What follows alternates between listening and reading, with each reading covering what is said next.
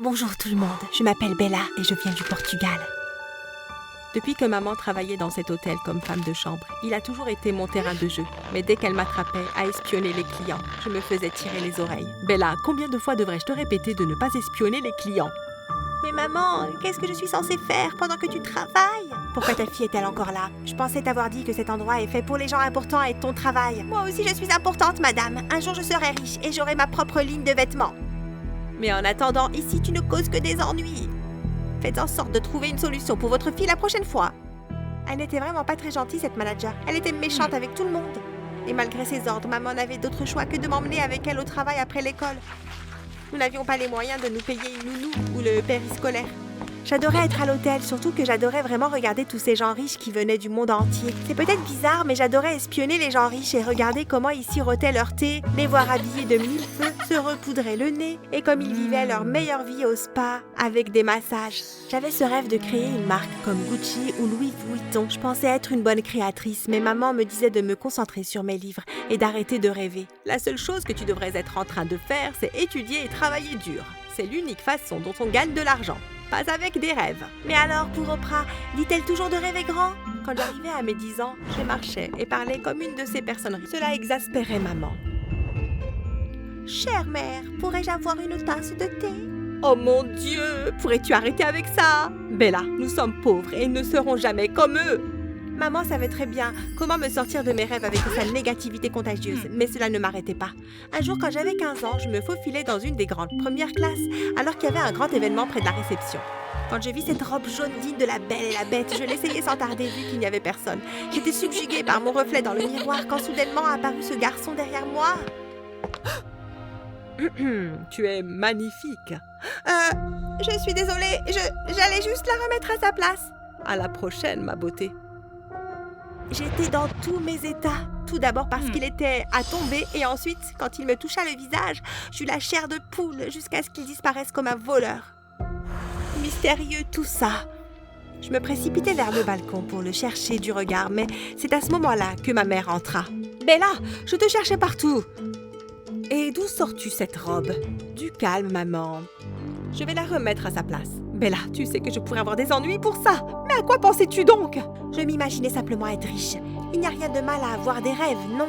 Tous tes rêves vont finir par nous causer de gros ennuis. Dépêche-toi, j'entends quelqu'un qui arrive. Alors que maman essayait de me faire sortir de cette robe, la femme qui occupait cette chambre entra. Elle n'avait pas l'air contente du tout. Mais que se passe-t-il ici? Et pourquoi portes-tu la robe de ma fille? Je suis désolée, madame. Je peux vous expliquer. Ça fait combien de temps que vous êtes dans ma chambre à fouiller mes affaires? J'espère que vous n'avez pas touché à mes bijoux. Je me sentais tellement mal en voyant la peur dans les yeux de maman. Nous ne pourrions rien voler à personne. Mais d'un coup, la femme eut l'air terrifiée quand elle inspecta un de ses tiroirs. Le collier a disparu. Qu'avez-vous fait du collier? Nous n'avons pas touché à vos bijoux, madame. Regardez encore, s'il vous plaît. Je suis sûre que vous allez le retrouver. Avez-vous une idée que peut valoir ce collier? Il vaut plus cher que votre vie pathétique. Il a un diamant qui vaut des milliards. J'appelle la sécurité. Quelques secondes plus tard, les agents de sécurité entrèrent. Maman et moi avons été emmenés au poste de police. J'étais perdue. Mais soudainement, je me rappelais, ce garçon. Il avait disparu d'un claquement de doigts. Il pouvait être le voleur. Maman et moi avons été interrogés. L'inspecteur en charge de l'enquête n'arrêtait pas de déformer mes paroles. Tu es donc entrée dans la chambre pour être sûre que la voie était libre? Non, je n'ai pas dit ça. Je traîne dans l'hôtel en général. Cette porte était ouverte et je suis entrée dans la chambre. J'ai été fascinée par cette belle robe que j'ai vue. Tu as donc essayé une robe qui ne t'appartient pas? Je suis sûre que tu as aussi cherché un collier pour aller avec ça, non? Non, un garçon est entré dans la chambre, puis il a disparu d'un seul coup. Donc ta mère et toi aviez quelqu'un pour faire le sale travail à votre place? Qu'importe ce que je disais, l'inspecteur faisait en sorte que maman et moi ayons l'air de criminels. La police mena l'enquête pendant des semaines sur ce collier volé. Il en a résulté l'arrestation de maman. J'étais dévastée. Tout est ma faute. Je suis tellement désolée, maman. Tu vas devoir rester avec ton oncle pendant un temps. Je vais te sortir de là. Je trouverai la personne qui a vraiment volé ce collier. Après 2 ans, maman était toujours en prison. Je m'étais coupée de tout le monde. Je vivais avec mon oncle qui était un homme très riche mais très seul. Il était très gentil avec moi. Je ne sais pas pourquoi maman s'était éloignée de lui depuis son enfance. Bella, je t'ai ouvert un livret d'épargne.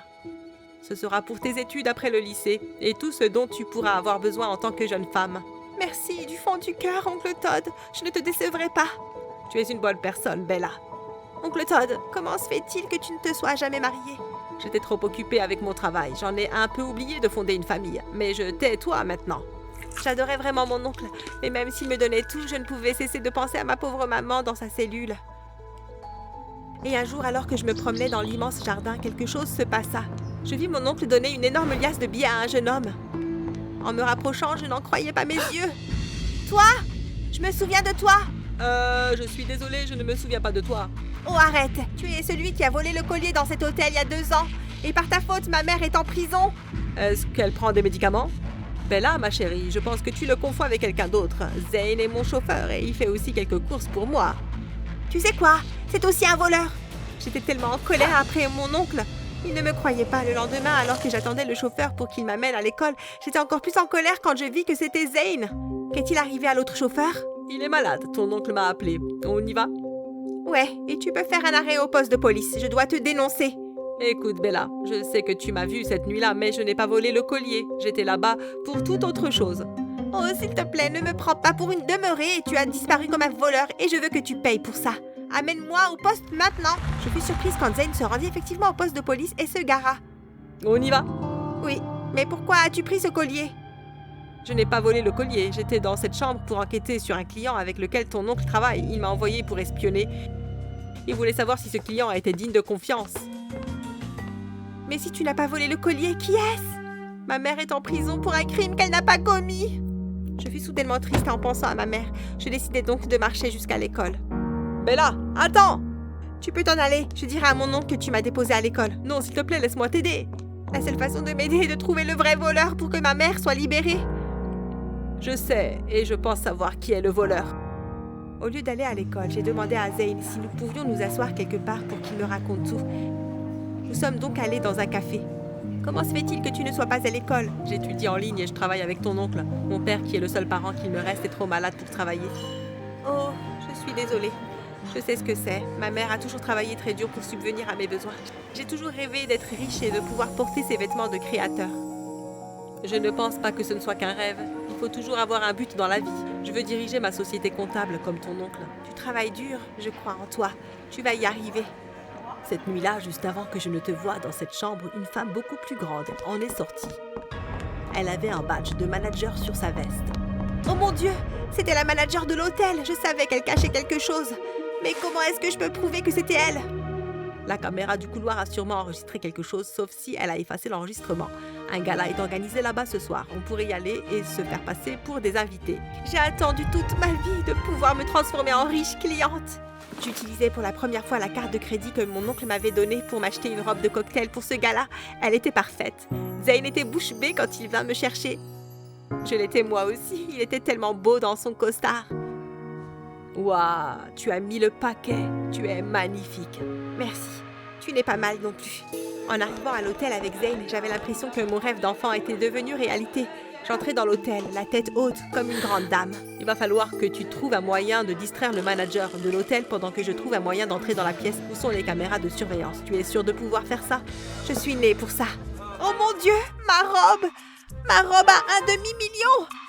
Elle est totalement ruinée! Oh, je suis désolée, ma chère. Il y a quelque chose que je puisse faire? Les diamants sur ma robe sont en train de disparaître. C'est une catastrophe. Dites-moi ce que je peux faire, s'il vous plaît. J'ai besoin d'un teinturier. Trouvez-moi un teinturier. Ok, ne bougez pas. Nous devons résoudre ce problème maintenant. Après ma performance, Zane et moi avons réussi à nous faufiler derrière les agents de sécurité et à nous rendre dans la zone où étaient les bureaux. Le bureau des managers est juste là. Tu penses que nous allons y trouver quelque chose? Je pense que nous devrions essayer de parler à l'agent qui est dans la pièce des caméras. Ça va nous causer des ennuis. Ouais, mais j'ai un plan. Attends ici. Zane passa un certain temps dans les toilettes. Je commençais à devenir nerveuse. Alors que je faisais les 100 pas, un agent de sécurité fit son apparition et me toucha l'épaule. Je sursautais. Oh, bonjour. J'aurais dû voir ta tête. Ah, Zane, j'ai bien failli faire une crise cardiaque. Comment as-tu fait pour avoir cet uniforme? J'ai négocié avec le vrai agent de sécurité. Allez, on y va. Nous n'avons pas beaucoup de temps. Zane entra dans la pièce de surveillance, moi sur ses talons. L'agent de sécurité présent se réveilla de sa sieste. Ah, tu travailles ici? Ouais, je suis le petit nouveau. Le manager m'a envoyé ici avec cette cliente importante. Elle a besoin d'informations. Zane était un vrai baratineur. L'agent le crut. Je lui demandai s'il y avait des vidéos datant de 2 ans auparavant, à la date exacte où le collier avait été volé. Suivez-moi, je vais vous emmener aux archives. C'est là que nous gardons toutes les anciennes vidéos. Je n'arrivais pas à croire que nous avions réussi à le convaincre. Une fois dans la pièce des archives, Zane et moi ne perdions plus une minute. Ok, tu regardes dans cette étagère et je m'occupe de celle-là. Le temps passait vraiment très vite. Nous cherchions sans relâche une vidéo de cette nuit-là. J'allais abandonner quand Zane me dit « Bingo, je crois que je l'ai trouvée. Oh, j'espère que c'est la bonne. Je pense qu'on devrait avancer un peu. Oui, stop!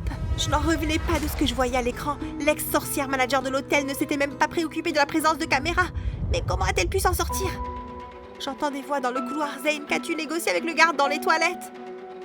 Je l'ai juste un peu assommé. Il doit être revenu à lui maintenant. Ça veut dire qu'on doit partir maintenant? Zane et moi avons couru aussi vite que possible. Il n'y avait aucun moyen que quelqu'un nous rattrape. J'ai demandé à Zane de m'amener au poste de police. J'y retrouvais le détective qui était responsable de l'enquête et lui montrais la vidéo. Maman a finalement été libérée. Merci du fond du cœur, Bella. Tu n'as pas abandonné. Depuis que tu as été arrêtée, je m'en voulais et je me sentais coupable. Si seulement je n'étais pas entrée dans cette chambre. C'est fini maintenant. J'espère qu'il va retrouver cette manager. Moi aussi. Voilà une occasion de célébrer. Nous devrions organiser une fête. Non, nous n'avons pas besoin de tout ça. Bella et moi allons partir bientôt. Ah oui? Oui, je suis de retour Et je peux à nouveau m'occuper de toi. Ce que disait maman n'avait aucun sens. Mon oncle qui était son frère était vraiment très riche. Elle l'avait toujours tenu éloigné et n'avait jamais parlé de lui jusqu'au jour où elle fut arrêtée. Maman, je me plais vraiment ici et oncle Todd a vraiment été gentil avec moi. Je sais, mais fais juste une erreur et tu verras comme il changera. C'est juste du passé tout ça. Je suis désolée de ne pas t'avoir aidé quand tu en avais besoin. Maman ignora totalement oncle Todd et s'en alla. Il fallait que je la fasse revenir à la maison. Maman, on ne partira pas. J'ai la chance d'avoir un bel avenir ici avec oncle Todd. Ne m'enlève pas ça, s'il te plaît. J'étais enceinte de toi quand ton père est parti. Quand je suis venue voir mon frère pour qu'il m'aide, il m'a jugée et m'a dit que je lui faisais honte. Mais il regrette tout ça maintenant. Pardonne-lui, s'il te plaît. Maman a finalement ravalé sa fierté et donna une deuxième chance à oncle Todd. Il organisa une immense fête. Hé, pourquoi n'es-tu pas dehors en train de danser? J'ai toujours aimé observer les gens. Bizarre, on pourrait danser ensemble. On devrait peut-être aller se promener. Et marcher aux côtés de Zane me rendit toute chose. Il était tellement mignon. Mais je ne savais si ce que je ressentais était réciproque. Alors, est-ce que t'as une petite amie? Non, je me suis toujours concentrée sur le fait de travailler dur. Je n'ai jamais vraiment pris le temps. Et toi, t'as un petit ami? Non, je me suis concentrée sur le fait de sortir maman de prison. Je me suis oubliée. Zane s'arrêta et se tourna vers moi. En voyant son regard, j'avais juste envie de me coller contre lui. Il est donc temps de t'occuper un peu de toi, non? Je ne sais pas quoi dire, mais oui, je crois qu'il est temps de nous concentrer sur notre avenir. Zane et moi avons commencé à sortir ensemble. Quand je finis le lycée, j'avais le meilleur soutien familial et le meilleur petit ami. Cela me permit de créer ma propre marque. Je suis devenue une célèbre icône de mode, mais malgré tout l'argent que je pouvais gagner, il n'y avait qu'une seule chose qui me rendait vraiment heureuse, l'amour.